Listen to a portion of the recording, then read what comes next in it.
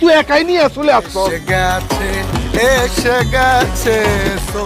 বিদেশ থেকে আসছেন, টাকা এখন পকেটে গরম গরম আছে দেখা সব খরচ করে ফেলেন না। টাকা শেষ হয়ে গেলে বুঝবেন একটা টাকা কারো কাছ থেকে পাইবেন না। এত কিছু নিয়ে আসছো কেন? শ্বশুর বাড়িতে এত কিছু আনা লাগে বাবাজি? আমি সৌদির বাদশা মোহাম্মদ বিন সালমানের কোম্পানিতে চাকরি করি। আমি শ্বশুর বাড়িতে কম জিনিসপত্র নিয়ে আসতে পারি? কোন আম্মা?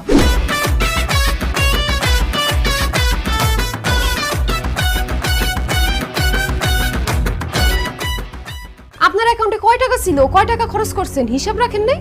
৬-৭ লাখ টাকার মতো ছিল। বিদেশতে বাড়িতে আইসা আপনি এমন ভাবে টাকা খরচ করছেন, আমি তো ভাবছি কোটি কোটি টাকা ইনকাম করে আইছেন আপনি। বাড়িতে এসোস তুই 4 মাস হয়েছে, এর মধ্যে তো টাকা শেষ। এই 5 বছর তুই বিদেশে কি করছস? ঘোড়ার ঘাস কাটছস? এখন আপনার কাছে টাকা নাই তো, এখন অনেক কিছু দেখবেন, বুঝবেন। আমি আপনারে বারবার কইছি